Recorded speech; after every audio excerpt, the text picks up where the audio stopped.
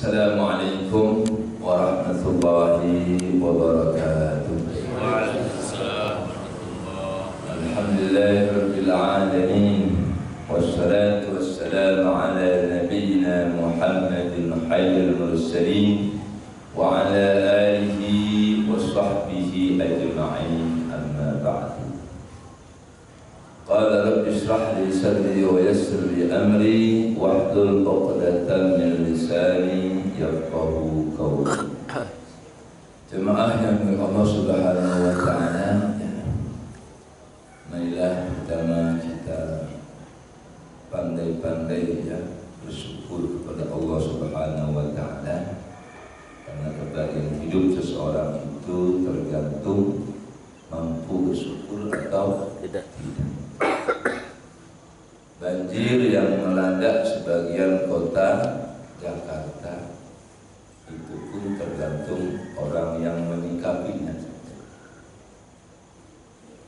Saya lihat di televisi anak-anak walaupun rumahnya banjir lari sendiri, Seneng terus. ya senang. Bahkan dia berpikir, alhamdulillah kalau ke kolam renang bahaya. Sekarang kolam renangnya ada di depan rumah, bersenang. Aneh Pak ya. Anak pusing gak tuh rumahnya banjir? Yang pusing siapa? Orang tua. Kenapa orang tuanya pusing, anaknya kagak Pusing. pusing? Padahal sama-sama kebanjiran. Aneh kan Pak ya? Ayo Pak, kira-kira apa tuh? Kenapa orang tuanya pusing, anaknya senang? Padahal dalam kondisi yang sama-sama kebanjiran. Kenapa? Ya kan anak-anak itu hidup tanpa dosa. Suci. Orang hidup kalau tanpa dosa Pak, dimanapun bahagia, benar deh. Baik lahir. Yang pusing siapa? Emaknya. Bapak emak, susunya gimana, pakaian gimana? Anak pusing nggak? Kagak. Baik, kalau pengen hidup bahagia Pak, jadi anak. Enggak gede-gede. Karena kita sudah terlanjur jadi orang dewasa. Anak-anak nih nggak sholat diancam neraka enggak? Jadi jadilah kamu hai manusia seperti anak-anak. Hidup itu dalam keadaan suci, tidak banyak dosa. Kalau suci Pak, rezeki datang sendiri. Hamba Allah yang suci Pak, itu datang rezekinya datang sendiri. Di surga kita nanti makan minum cari makan enggak? Kenapa? Karena ahli surga suci, makanya makanan datang sendiri. Nah, jadi kesucian jiwa itu sangat dibutuhkan oleh setiap manusia. Asalnya kita suci kan dari alam di alam rahim kita masih suci. Kapan kita mulai kotor? Ketika di dunia. Nah, karena nanti kita akan kembali suci lagi kapan? Di surga. Itu alam kubur, kemudian alam mahsyar, alam hisab, alam mizan, sirat, neraka. Itu adalah alam-alam yang akan kita lalui dalam rangka penyucian jiwa. Bagi manusia yang ketika hidup di dunianya menceburkan ke dalam kotoran dan dosa, kalau sampai mati dia masih kotor dengan dosa, maka resikonya akan Allah cuci di alam kubur. Makanya nggak usah aneh kalau ada mayat gosong di alam kubur. Itu bukan apa-apa, hanya proses pencucian jiwa. Karena di dunianya lupa nyuci. Di alam kubur dosanya belum habis, masih kotor, dicuci lagi dengan kedahsyatan di padang mahsyar. Di padang mahsyar itu manusia itu bagus sekalian akan telanjang, tidak ada yang berpakaian, si kaya si miskin sama, nggak ada yang punya baju nanti di padang mahsyar, telanjang semua. Bagi orang-orang yang pikiran ngeres, waduh Ustaz, enak dong kan, kita bisa melihat punyanya si Anu. Sekarang ente bisa berpikir gitu. Ketika nanti di padang mahsyar udah nggak berpikiran, karena manusia ada yang tenggelam dengan keringat manusia, ada yang sampai kepalanya, ada yang sampai matanya, ada yang sampai hidungnya. Terus tergantung dosa dan kesalahan. Semakin banyak dosa kesalahannya akan terendam dengan keringat manusia. Dan nanti manusia berlapis, Pak. Ada yang berjalan di atas kepala manusia. Betapa dahsyatnya pada masa. Nanti kita masukin lagi namanya alam hisab. Akan diperiksa seluruh perbuatan kita. Kita akan dikasih buku catatan amal baik kita oleh Allah Subhanahu wa taala. Kalau di antara kita dapat buku catatannya sebelah kanan, aman. Kalau dapat buku catatan amalnya di sebelah kiri, sengsara. Kalau catatan amal sebelah kanan disuruh baca, kita senang bacanya. Karena catatannya kebaikan semua. Kalau kebaikan dilihat orang, senang nggak Pak? Senang. Nanti pun umat Islam yang banyak kebaikannya dikasih catatan amal baik oleh Allah.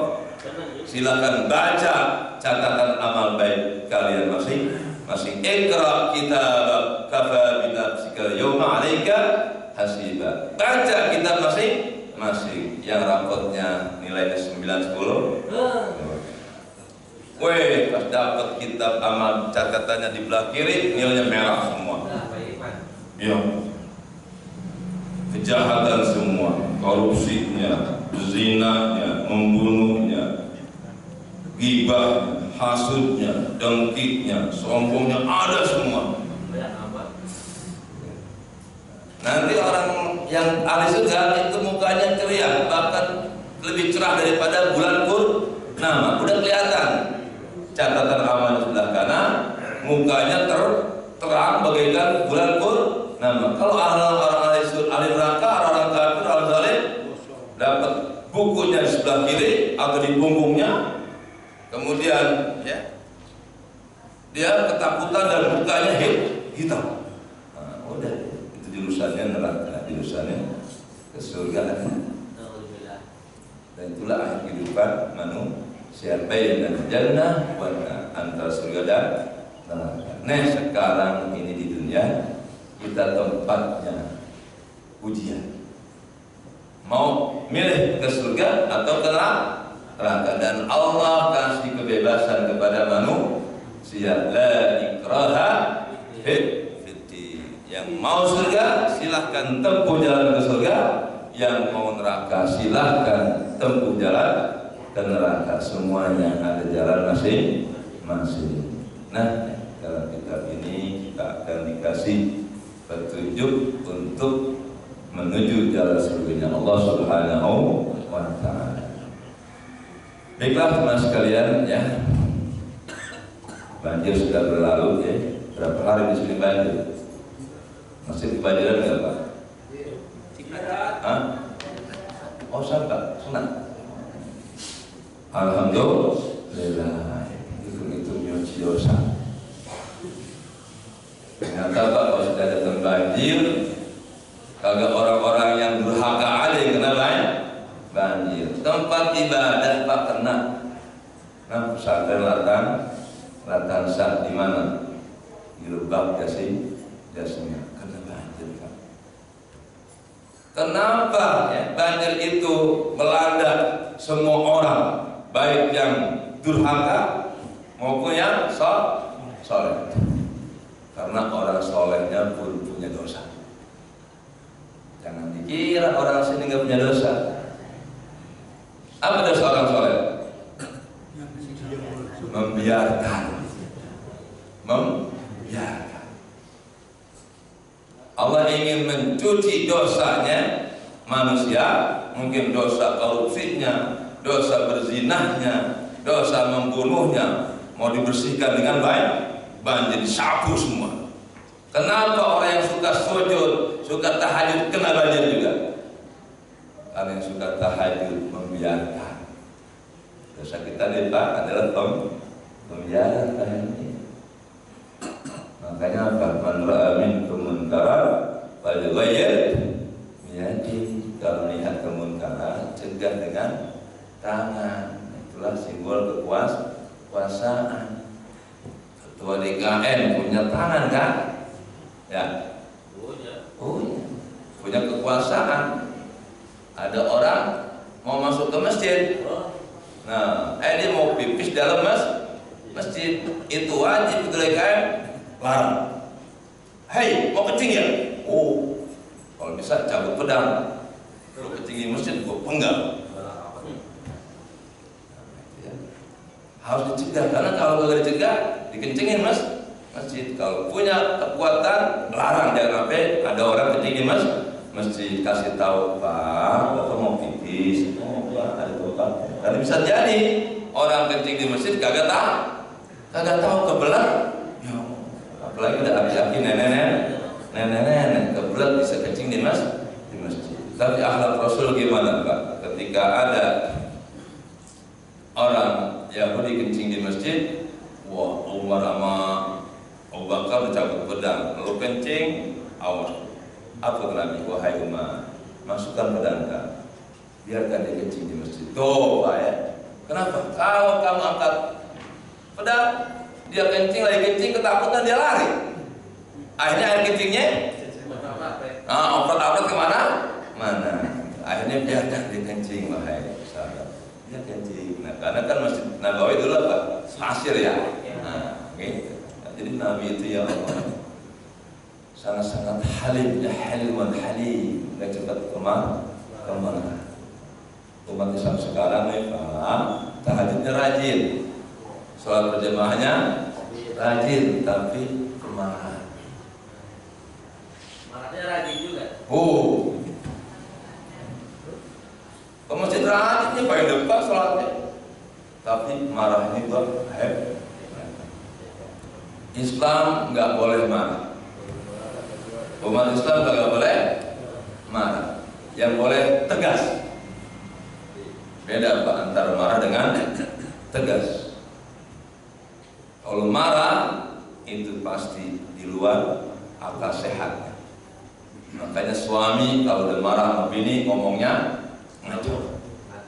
Tapi kalau tegas, Umi, tolong kalau belanja ke mall tutup aurat, itu tegas.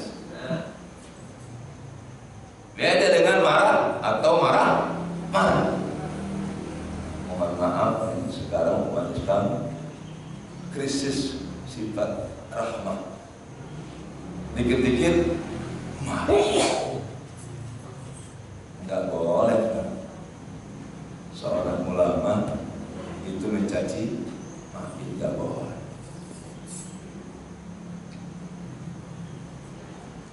Contohnya Pak Helmi, contohnya ada seorang ustaz, akhlaknya bagus. Pas imam kurang pas sih. Kita tegur aja nih, ustaz yang sudah tua, udah jadi tokoh di situ. Pak Kiai, saya selalu ke Pak Kiai. Tapi mohon maaf Pak Kiai, dari bacaannya kurang pas. Lu apa-apa negur gua? Lupa. Ini negurnya dengan ramah aja Pak, Berani mana? Bocah baru kemarin nyalain gua. Apalagi kalau tuh kiai dicaci maki, ditegur dengan santai aja, masih ada sifat marah. Itu kiai itu kan. Bagaimana kau negurnya dengan caci? Nggak caci maki aja. Orang kalau dikritik kan marah. Coba Nabi Musa kepada Fir'aun, apakah kasar Nabi Musa mendatangi Fir'aun? Hai kafir! Enggak.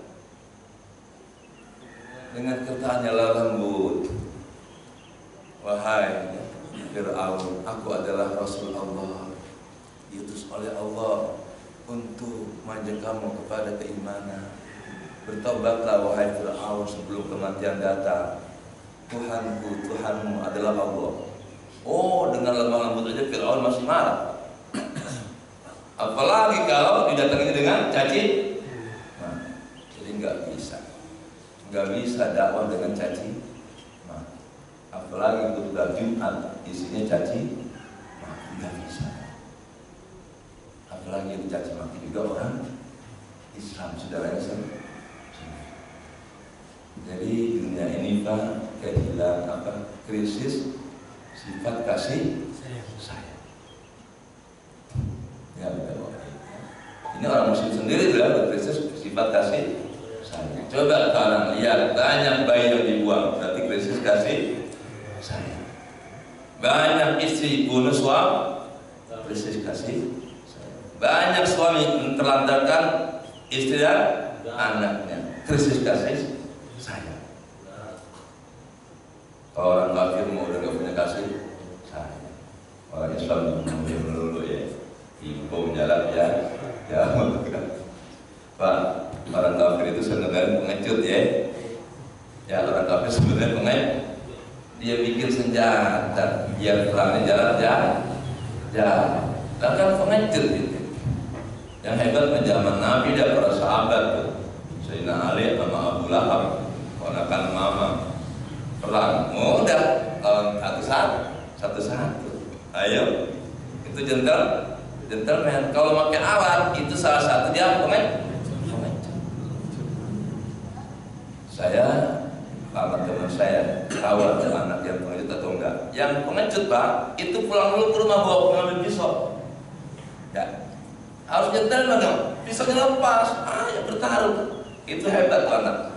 Tapi anak pengecut dia lari ke rumah, ambil pisau di dapur. Berarti dia tidak pede terhadap kemampuannya. Memang orang kafir itu Pak pernah orang kafir itu takut mati. Makanya kalau perang dia pakai alat senjata. Sekarang lebih canggih lagi dengan bom jarak jauh dengan apa? Drone.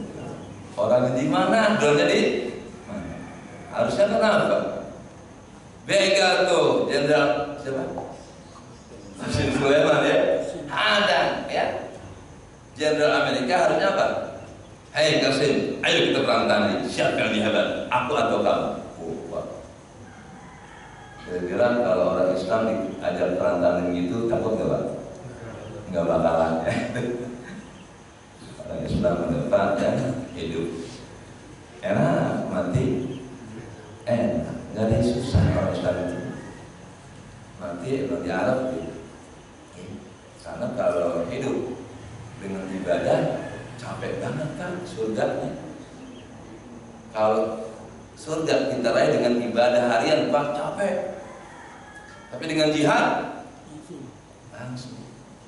Nah ini kan konsep begini kan hanya dimiliki oleh orang Islam. Makanya tentara Islam, tentara kafir kalau berhadapan perang Pak, itu yang ketakutan tentara kafir. Karena orang kafir kan perang pengen dapat pangkat, pengen naik gaji. Dia nggak mau mati, orang Islam. Ini kematian gue yang harapin. Kalau bisa tembak di medan perang tuh ya. Nah, ya makanya Pak kalau orang Islam udah digembor-gemborkan semangat jihadnya udah nggak ada yang bisa ngelawan ya, nggak ada. Yang saya pengecut pun kalau udah bareng-bareng Pak, dengan takbir Allahu Akbar. Udah nggak kerasa Pak, ditembak emang sakit kagak? Jadi saya kemarin Pak kantor Cilincing dari Jati Asih tidur Pak, pas di kali apa, pas di Keranji ya, sepoi-sepoi angin mata saya merip Pak, tidur. Nah, mobil kontainer balik arah, jalan raya sebelah segitu luasnya tutup sama mobil kontainer. Yang lain Pak karena melek berhenti ngerem motornya. Saya kan tidur, saya kebut Pak 60 km/jam. Pas 5 meter mobil kontainer saya baru dibangunin sama Allah. Ya udah nggak sempet ngerem, udah saya tabrakin aja, buang. Mimpi. Kalau mimpi asli enak aja. Pak, kira-kira enakan nabrak kontainer apa enakan ditembak? Enakan ditembak Pak. Ditembak Pak. Nggak kerasa. Kaki mobil kontainer depan mata 5 meter Pak. Ya Allah, udah gak sempet ngerem Pak, udah selepas aja blek. Saya ngontar, motor ringsek, alhamdulillah. Orang pada teriak semuanya Pak, itu aneh ya. Kenapa bawa motor sendirian di jalan raya? Yang lainnya pada ngerim, Ustaz, ini orang sendiri. Ternyata tidur. Dan pas 5 meter baru bangun. Mungkin kalau tidur terus sampai nabrak nggak begitu kerasa ya. Ini pas 5 meter lagi dibangunin. Saya sadar itu mobil ini. Udah saya pasrah. Mati. Nabrak mati. Wajar nabrak. Lagi tidur. Nah, gitu aja Pak ya. Jadi saya sudah sering mengalami ragu-ragu kematian. Saya pernah jatuh dari mobil dulu Pak 15 meter. Dan ke orang tua ngurusin, waduh, ada batang kering kecil saya injak, pakai, udah jatuh saya. Saya nggak nangis pas dikit pun, dan nggak sakit. Mata saya langsung menderit. Sakit nggak? Coba aja saya. Ini orang yang celaka di pesawat, nabrak gunung, jatuh ke laut, nggak sakit Pak. Dan saya pernah tenggelam Pak. Tahun 2017 kalau nggak salah ada arisan keluarga. Saya dapat arisan, uang arisan saya nggak ambil untuk jalan-jalan keluarga ke Anyer Pak. Di sana kita doa dulu baru makan. Setelah makan bebas berenang. Ya Allah Pak, saya nggak bisa berenang Pak. Saya nyewa ban, anak saya masih kecil, namanya Amira, ayah sama Abi nggak mau, untung anak saya nggak mau. Saya di atas ban Pak, duduk sama sepoi-sepoi. Awalnya banyak teman-teman, lah kok lama-kelamaan saya ke tengah laut sendirian, yang lain nggak ada. Saya panik Pak, akhirnya Pak, karena panik saya lompat, saya pikir masih di pinggir, udah kedalaman kaki saya nggak, ya Allah, bannya sudah langsung lepas, saya hanya kepagian ban. Udah Pak, saya keluar Pak. Disitulah saya berpikir, ya Allah, kematian mungkin seperti ini. Udah, alhamdulillah ada apa itu yang membut ya, lewat. Tangan saya kelihatan dia. Ya Allah, ayo Pak, jangan panik. Enggak panik gimana? Saya nggak bisa berenang. Seandainya 5 menit aja terlambat, mungkin saya sudah mati. Pak ya, jadi ya jatuh dari atas pernah, nabrak kendaraan pernah, tenggelam pernah, yang belum tinggal mati.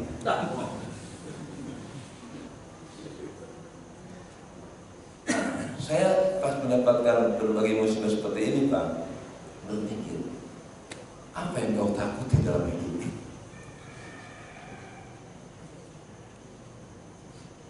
Makanya orang yang nggak pernah dapat musibah rugi.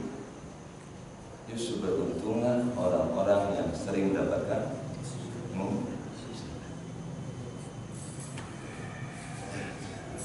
Saya terus berpikir, ya Allah, ternyata ketika saya musibah, saudaraku tidak ada yang bisa nolong, istriku juga tidak bisa nolong, anakku tidak bisa nolong, apalagi teman kantor jauh di mana-mana Pak.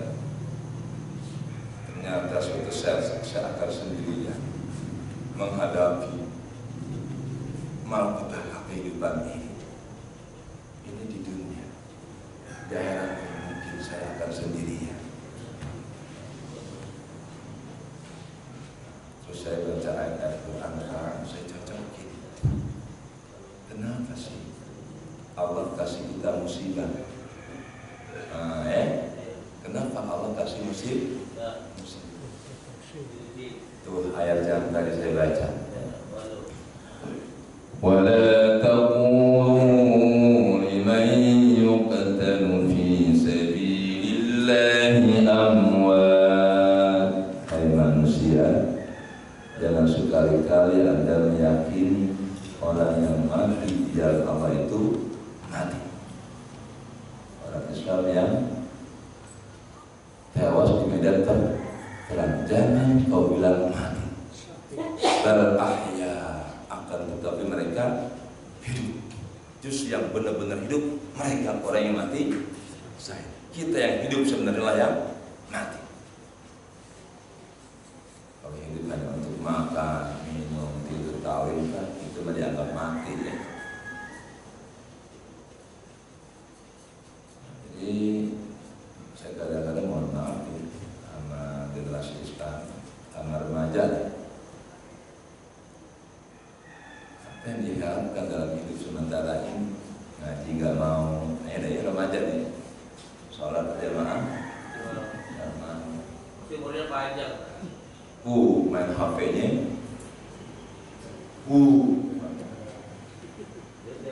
itu salah siapa tuh? Kenapa anaknya kagak mau ngaji, nggak mau sholat? Salah siapa Pak? Orang tuh, kenapa nggak menanamkan keimanan sejak kecil? Ayolah, kita jangan biarkan anak Pak hanya bersenang-senang di dunia, nanti jadi beban kita di akhirat ya. Ayo, punya target hidup ini. Anak semuanya kalau bisa lulusan pesantren, hafal Quran dan ngerti. Tolong Pak, jangan hanya bangga hafal, tapi harus sampai ngerti. Hafal nggak ngerti percuma. Nggak lama lagi itu Qurannya akan hilang. Saya punya saudara TK sampai SD dikirim ke Jawa, ke Jawa Timur, hafalan Quran. Hafal 20 juz kelas 5 SD. Pas pulang dari sana kembali ke Jakarta sekolah SMP, ludes hafalannya. Jangan bangga ya, tolong ya, punya target hafal ngerti, karena kalau nggak ngerti percuma. Dan Al-Quran itu bukan untuk dia hafal, dia pahami, dia amalkan, dakwah. Balighu anni walau ayat.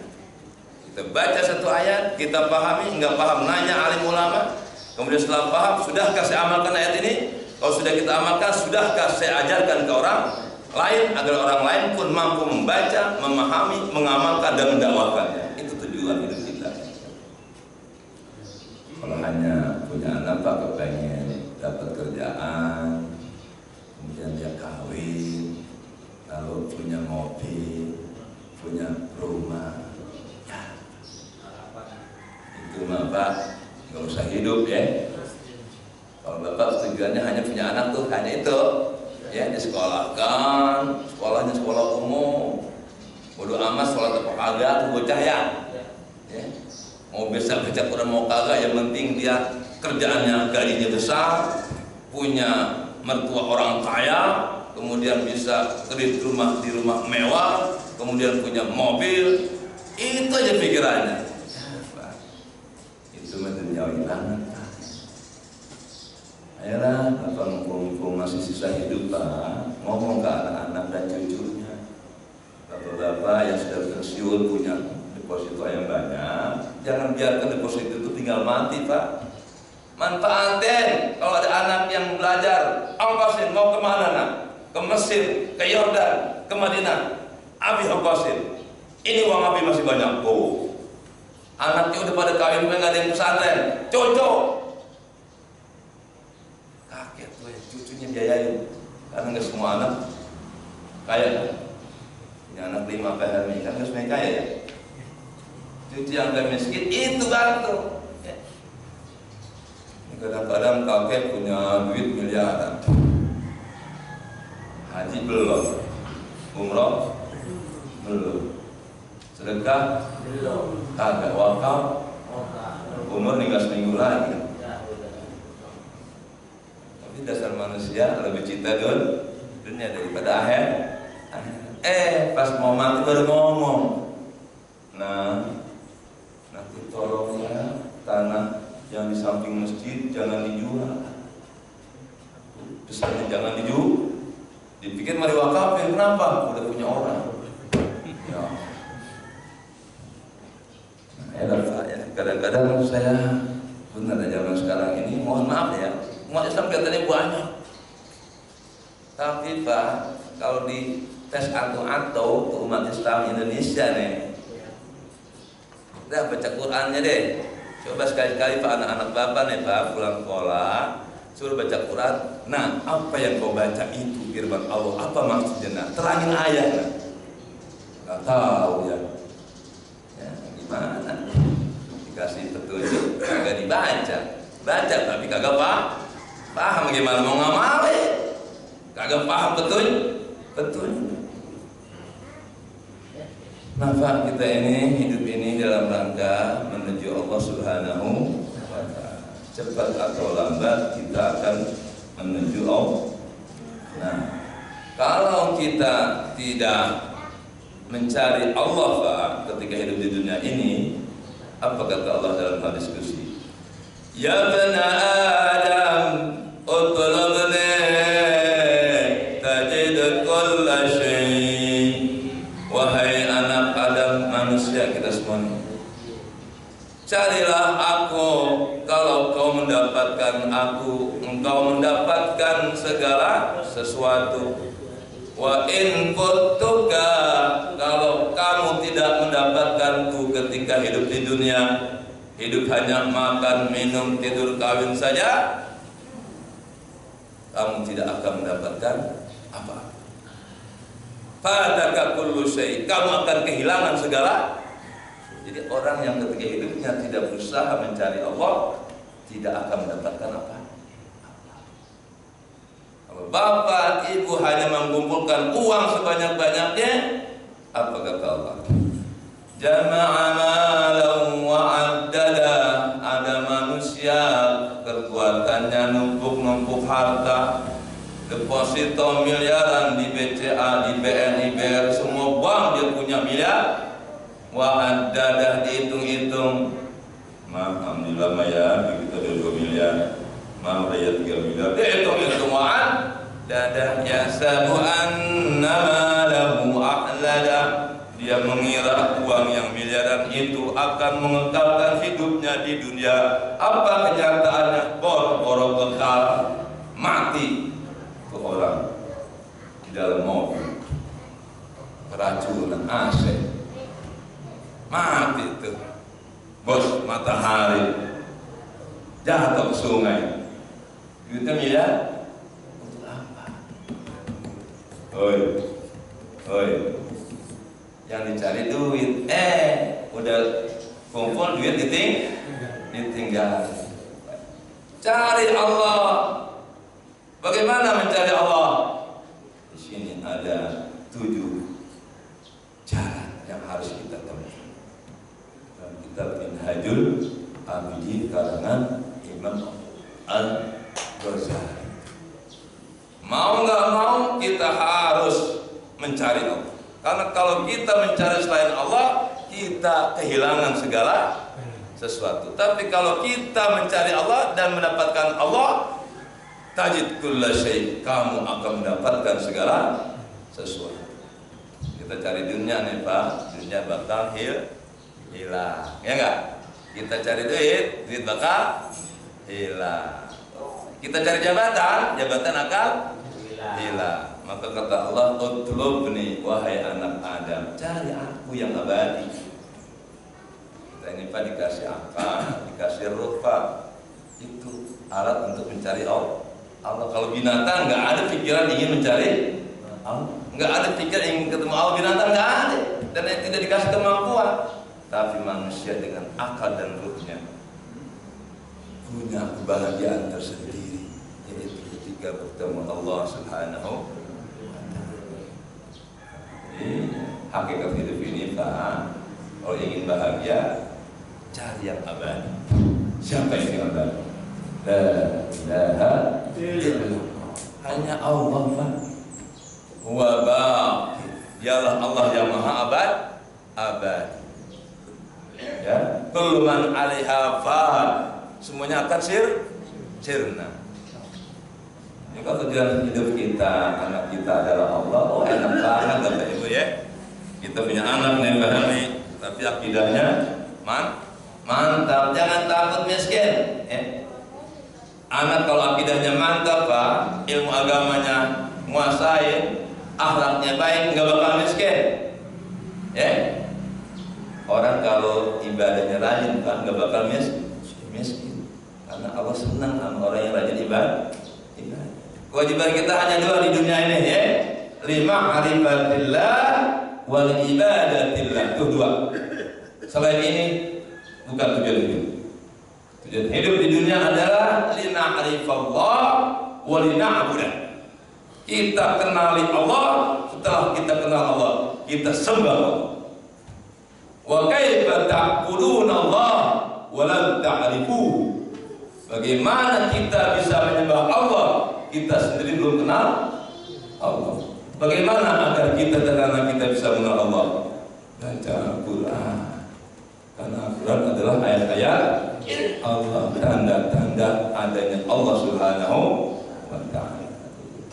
Jadi Bapak sejauh mana kenal Bapak kepada Allah, sejauh mana pemahaman Bapak Ibu terhadap Al-Quran.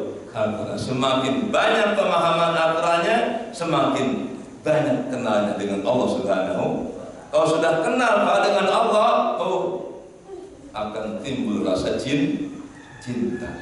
Bagaimana kita bisa cinta kepada Allah? Belum kenal. Kenali dulu Allah, lalu kau akan timbul rasa cinta.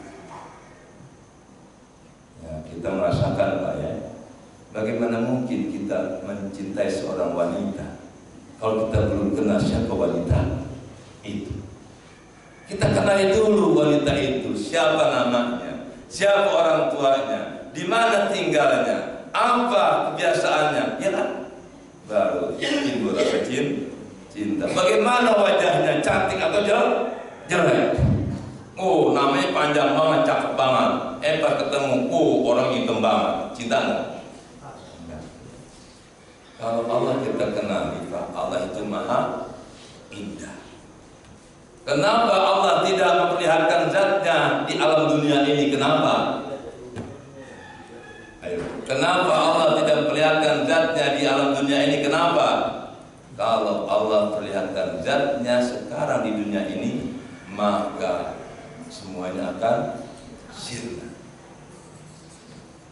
Kalau sudah dapat yang maha indah, yang di bawah itu akan ditinggalkan. Kalau Allah memperlihatkan zatnya di dalam kehidupan dunia ini, kita akan tinggalkan dunia ini.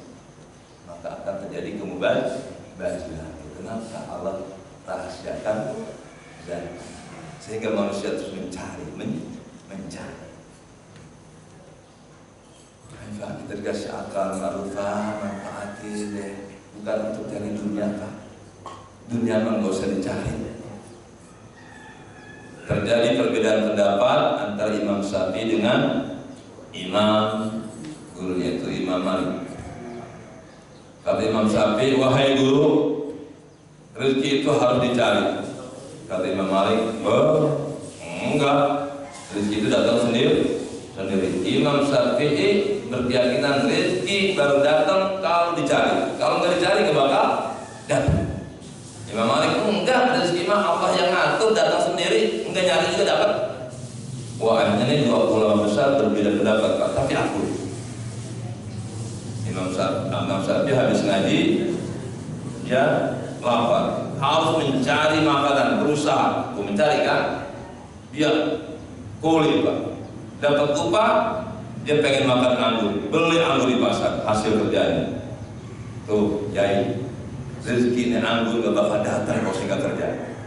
Kata guru Imam Malik, wahai Imam Syafi'i, kamu beli anggur buat siapa? Buat Pak Guru. Tuh saya kagak kerja dapat anggur. Ya, tuh, dua beda pendapat, tapi duanya benar. Kata Imam Syafi'i, rezeki datang kalau dicari. Kata Imam Malik, enggak usah nyari.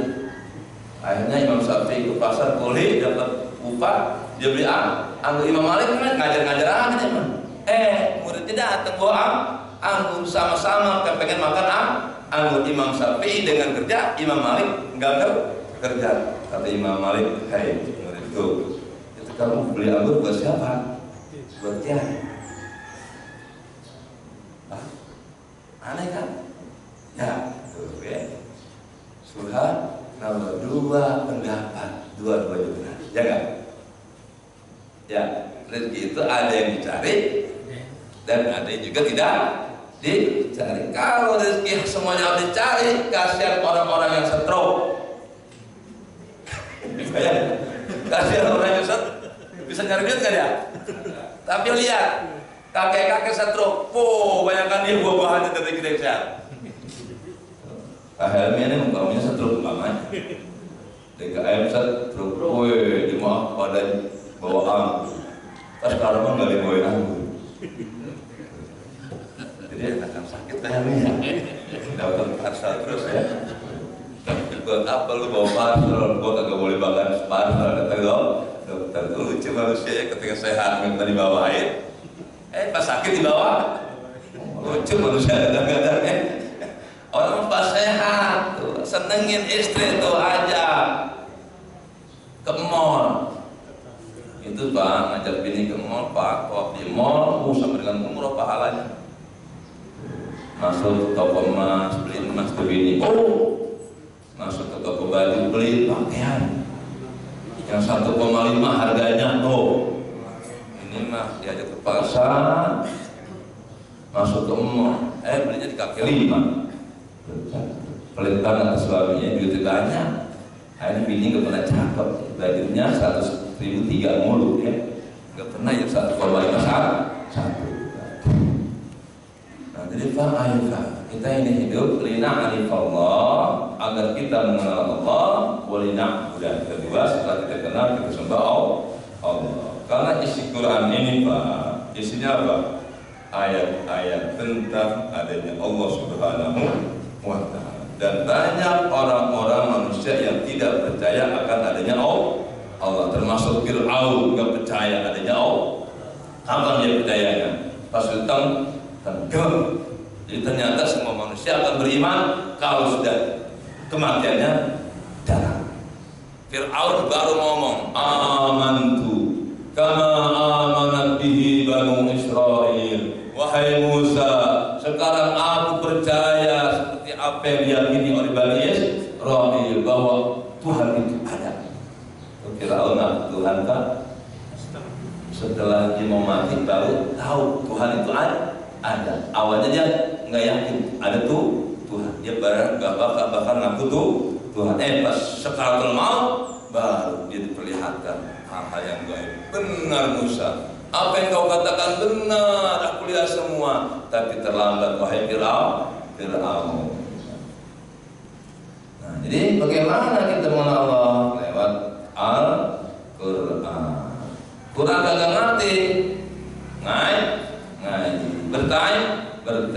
Fas'alu ahla dzikri in kuntum la ta'lamun. Kalau sudah tahu siapa Tuhannya, siapa nabinya, apa yang harus dikerjakan, apa yang harus ditinggalkan dalam hidup ini. If'al wa la taf'al. Isi Quran itu gitu kan. Setelah kita kenal Allah, Allah punya perintah, Allah punya larangan. Kerjakan ini, tinggalkan ini. Aqimus salat. Kerjakan salat, dirikan salat. Wa la taqrabu zina, tinggalkan perzinahan. Kalau sudah kenal sama Allah, kita mau salat. Kita mau ninggalin perzinahan. Tapi kalau nggak kenal siapa yang melarang, berat. kenapa anak-anak kita yang masih kecil Bapak Ibu subuh ini belum bangun? Yang masihnya kecil kan kalau anak pasti toilet tidur ya. Kenapa anak kita hayya 'alas shalah? Kenapa mereka nggak bangun? Karena dia belum kenal siapa yang manggil. Kalau bapak-bapak kenapa dari rumah kan jam 4 ke masjid? Dia mau menyembah Allah, mau beribadah, mau melaksanakan sholat 5 waktu. Itulah cara menyembah Allah. Berarti bapak sudah tahu siapa Allah dan bagaimana cara menyembah Allah. Bagaimana kalau nggak sholat, apa hukumnya, apa dosanya? Maka kita datang ke masjid. Jadi dua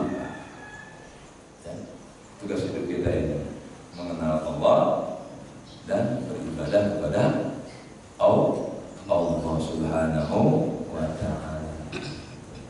Sejauh mana pemahaman kita tentang Al-Quran, sejauh itulah kenal kita kepada Allah.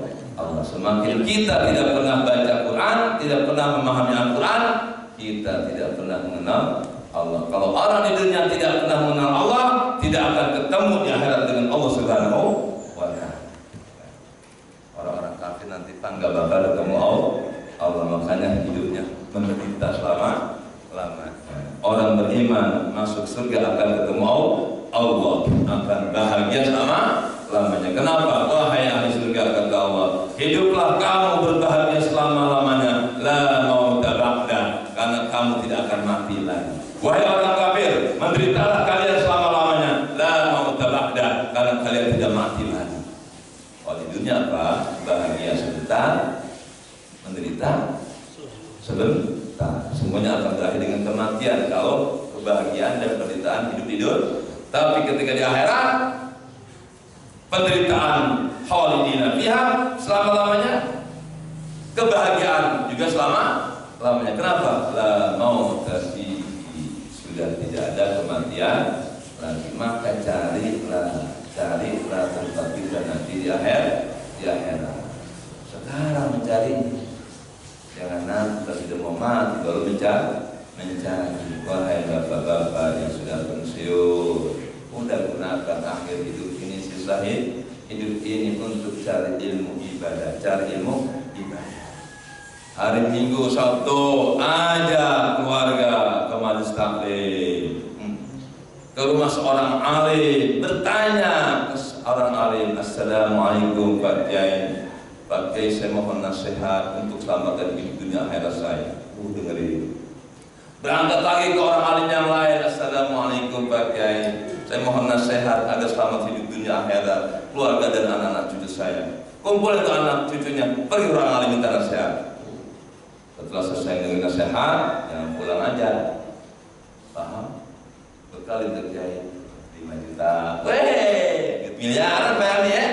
Ya, kalau kayak apa kalian tuh setiap Sabtu Minggu ke Surabaya cari orang alim, kalau bisa waliullah di sana. Pindah lagi ke Cirebon, pindah lagi itu kalau bisa pindah ke Mesir, nanya orang alim di sana. Pindah lagi ke Yaman, pindah Bapak, tolong yang Bapak udah berhasil punya harta miliaran Pak, gunakan untuk jalan-jalan ke muka bumi. Untuk apa? Untuk bertanya, mencari ilmu. Ke Madinah, cari ulama Madinah, datengin. Makanya belajar bahasa Arab dulu di Indonesia nih ya. Ketika bertanya dengan ulama-ulama Timur Tengah, apakah Mesir, Yordan, Yaman, Madinah, Mekah, enak banget. Ya, saya pernah dulu tugas haji pada undangan haji dari Kerajaan Arab Saudi. Saya tuh dikasih ketemu ke direktur Masjid Madinah Nabawi, Madinah Mekah. Kemudian para imam masjid di sana dikasih ketemu. Karena saya sedikit ngerti bahasa Arab Pak, saya nanya kepada orang. Saya di sana, assalamualaikum ya Syekh, ini soal kedua. Langsung jelaskan. Dapat ilmu. Wah, enak banget. Dan sekarang ya, Kementerian Agama tuh mana Pak Menteri ngomong ya, wajib mempelajari bahasa Cina. Bagus gitu Pak. Bagus. Orang kalau memahami bahasa Pak akan aman dari kejahatan. Bapak main ke daerah Sunda, bisa bahasa Sunda, banyak temannya Pak. Tapi kalau Bapak ke Sunda nggak bisa bahasa Sunda, lama, lomo. Nah, ini gampang ditipuin orang. Tapi kalau bisa Sunda, assalamualaikum Ibu, Ali masjid gimana kitanya? Abdi dari Betah. Coba kalau kagak ngerti bahasa Sunda nanya, bingung ya? Jadi pelajarilah semua bahasa, Pak. Jangankan Cina, semua bahasa. Kalau bisa bahasa binatang dipelajari seperti Nabi Sulaiman alaihissalam. Tapi ya khawatirnya kadang-kadang bahasa asing dipelajari, bahasa Arabnya kagak dipelajari. Nauzubillah min dzalik. Mas kalian, itulah yang dapat saya sampaikan pada kajian kali ini.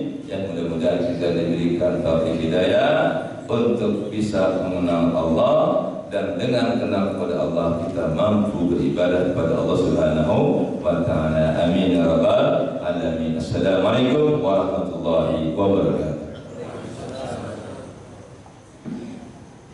Alhamdulillah, saya semua terkait kepada Ustaz Ahmad Hasan yang telah menyampaikan pelajarannya pada pagi hari ini, yaitu yang telah mengingatkan kepada kita semua tentang kematian. Dan masalah kematian memang itu pasti akan datang pada kita, sebagaimana firman Allah SWT. Mohon maaf kalau saya Ustaz. A'udzubillahi minasyaitonir rajim. Qul innal mautal ladzi tafirruna minhu fa innahu mulaqikum. Katakanlah sesungguhnya kematian yang kamu lari daripadanya, maka sesungguhnya mati itu yang akan mendatangimu. Jadi mati itu pasti akan datang pada kita. Baik, sebelum tanya jawab ada pengumuman dari Pak Imam, silakan. Assalamualaikum warahmatullahi wabarakatuh. Waalaikumsalam. Bapak Ibu yang saya hormati dan sama-sama dimuliakan Allah Subhanahu wa taala. Perlu kami sampaikan tentang pembangunan masjid. Alhamdulillah yang kemarin saya sampaikan dengan untuk pemasangan granit. Jadi yang kemarin 330, alhamdulillah sudah ada yang membantu. Jadi kurangnya tinggal 90 meter lagi. Kami tetap mengharapkan kepada jamaah untuk membantu kita. Tadi sudah disampaikan juga sama Ustaz, banyak duit, suruh mencari ilmu dan mencari Pak Imam, ya, terutama untuk menyelesaikan pemasangan granit lantai atas. Jadi kurangnya tinggal 90 meter lagi. Yang pengumuman yang kedua, kami menyampaikan kepada yang mendapat undangan pada hari ini ada rapat untuk pembentukan panitia pemilihan DKM, dan insya Allah Sabtu besok akan dilaksanakan pilihan DKM, dan insya Allah akan saya siapkan ada makan pagi. Ya, kami mengharapkan kepada jamaah yang hadir ini, mohon Sabtu besok hadir dan membawa yang belum hadir.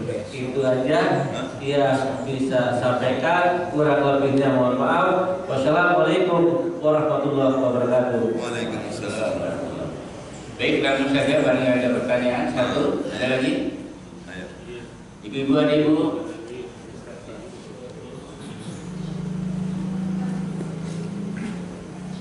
Assalamualaikum warahmatullahi wabarakatuh. Waalaikumsalam.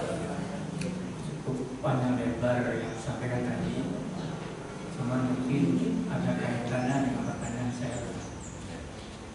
Yang ingin saya tanyakan, di dalam Al-Quran itu ada dibilang ulil albab, apalah ta'idun, apalah tatadzakkarun. Nah, itu kan berkaitan dengan kehidupan kita semua. Nah, ini yang ingin saya tanyakan, Pak, kapan kita memakai ulil albab, kapan kita memakai apalah ta'idun dan apalah tatadzakkarun. Itu aja, Pak, karena dia ada kaitannya dengan yang sampaikan tadi. Ya, terima kasih. Ini pertanyaannya tingkat tinggi ini, Pak. Jadi kita ini manusia adalah ulul albab. Ulul itu artinya apa? Orang yang memiliki albab, akal yang sehat. Jadi hanya orang yang punya akal sehat yang dipanggil oleh Allah Subhanahu wa Ta'ala untuk melakukan ini atau tidak melakukan ini. Pada hada boleh pada hada. Perintah dan larang hanya orang yang akalnya sehat yang dikasih beban oleh Allah Subhanahu, yang dikasih syariat oleh Allah Subhanahu wa Ta'ala. Nah, fungsi akal itu adalah litta'akul, untuk berpikir. Kedua, littazakkur, untuk mengingat. Jadi kita ini semuanya punya albab, hati. Fungsi hati itu untuk berpikir dan untuk berzikir. Kalau ingin bahagia, gunakan pikir sehat Anda dan banyakin zikir. Itu fungsi. Kapan kita berpikir? Kapan kita berzikir? Selalu kita hidup. Ya. Inna fi khalqis samawati wal ardh wa ikhtilafil layli wan nahar la ayatin li ulil albab. Siapa ulil albab itu? Alladzina yadhkuruna Allaha qiyaman wa qu'udan wa 'ala junubihim wa yatafakkaruna fi khalqis samawati wal ardh rabbana ma khalaqta hadza batila. Berpikir, berzikir sampai hasilnya apa? Sampai kita meyakini Rabbana ma khalaqta hadza batila. Setelah kita gunakan pemikiran kita tentang ciptaan Allah, setelah kita ingat, kita berzikir kepada Allah sebanyak-banyaknya, kita meyakini bahwa tidak ada satu pun yang Allah ciptakan ini sia-sia. Termasuk banjir itu bukan sia-sia, sakit bukan sia-sia. Semua ciptaan Allah, baik kenikmatan maupun musibah, itu tidak ada yang sia-sia. Dalam kenikmatan ada kenikmatan, dalam musibah juga ada kenikmatan. Semua yang Allah berbuat tidak ada yang sia. Kalau manusia sudah pikirannya positif begini, Pak, kita akan bahagia, kaya, happy, miskin. Karena kaya makhluk Allah, miskin juga makhluk Allah, tidak ada yang sia-sia.